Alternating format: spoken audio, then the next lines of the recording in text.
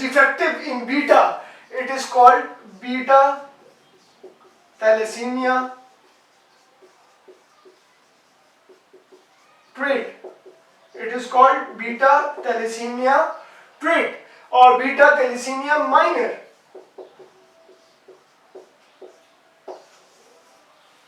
If both of these genes are defective, it is called beta thalassemia major.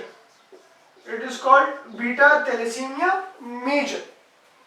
Talking about alpha thalassemia, if alpha thalassemia is having a deletion mutation, which is more commonly, if one gene is defective, it is called silent carrier. It is called silent carrier. If two genes are defective, it is called alpha thalassemia trait. It is called alpha thalassemia trait. If three genes are present or are deleted, it is called hemoglobin. It is called hemoglobin H. And if all of these genes are defective, it is called Bart's hemoglobin.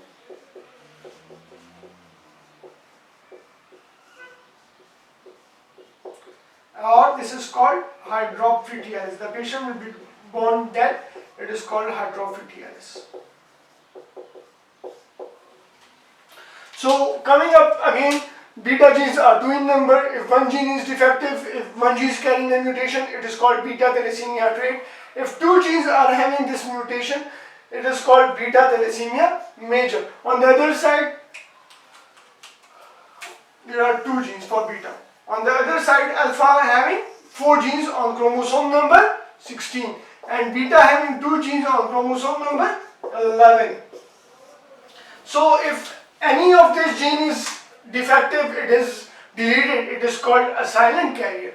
If 2 genes are involved in this, it is called alpha thalassemia trait. If 3 genes, it is called hemoglobin H, and if all of these 4 genes are defective, it is called Bart's hemoglobin and hydroxyfetialis.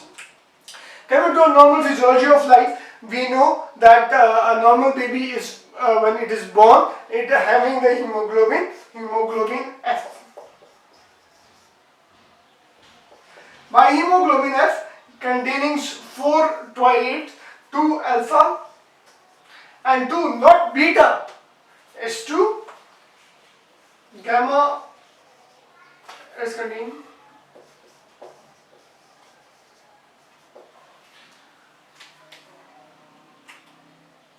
So hemoglobin F contains 2 other chains, and this beta containing 2 hemoglobin A contains 2 other 2 alpha and 2 beta chains. So by now we know that when a baby is born, it contains hemoglobin F, it do not contain hemoglobin A. So when the baby is of 6 months of age, when the baby is having 6 months older, what happens? This hemoglobin F converts into hemoglobin A. Now what is happening here? If hemoglobin F is converting into hemoglobin A and beta thalassemia is present and beta chains cannot be formed in that age, so that's the time when you realize the patient is suffering from beta thalassemia. For example, let me again tell you.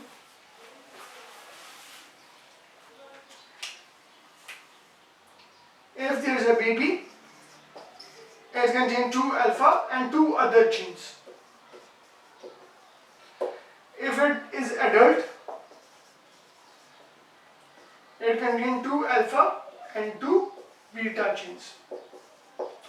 These 2 other genes which are present in the hemoglobin F, these 2 other genes are converting into 2 beta chains at the time of 6 months. It means hemoglobin F is converting into hemoglobin A at 6 months. So if this beta chain have any defect, if this has any defect, if it is at a minor, it is major. So if it is any defect, it will be shown at the age of 6 months. And alpha, because hemoglobin F and hemoglobin A both contains two alpha chains, so if a baby is born with a defect in alpha chains, it will be manifested at the time of birth. So this is the basic differences between alpha thalassemia and beta. Chromosome number 16, chromosome number 11. There are 4 genes, there are 2 genes, deletion is common, there is point mutation is common. At age of 6 months it will be shown up, at the time of birth it will be shown up. So this was thalassemia. Now we coming to the how the patient will look like. There will be, the patient will be paler. The patient will be paler. The patient will be fatigue, lethargy.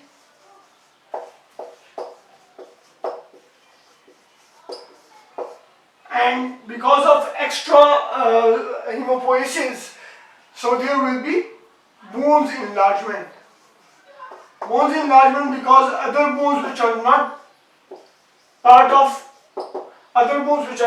of bone marrow blood synthesis, those bones will get enlarged, and that will lead to enlargement of bones, especially protrusion of skull bone.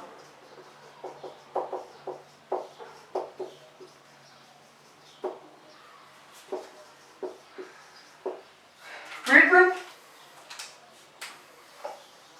Are you treated? So the treatment is the bone marrow transplant is the treatment of choice.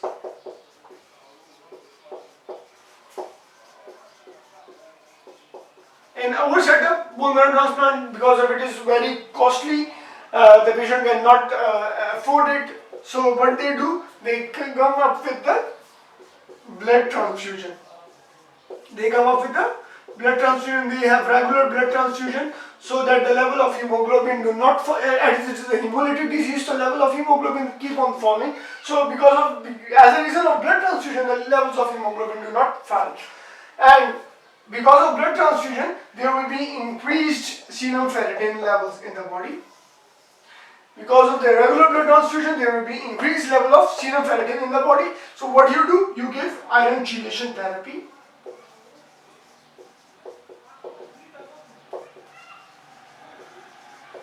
So there will be iron chelation therapy, so that these serum ferritin levels is not raised in the body. So this was thalassemia, a general look for the thalassemia just for the beginners. So by now I hope just the concept of thalassemia is clear. It is a hemolytic disease. There is two very known form of thalassemia: alpha thalassemia and beta thalassemia. Alpha thalassemia is on chromosome, because the genes are present on the chromosome number 16, and beta thalassemia the genes are present on the chromosome number 11. And these were the general signs and symptoms, and what is the treatment of thalassemia. So I conclude my lecture here. Thank you.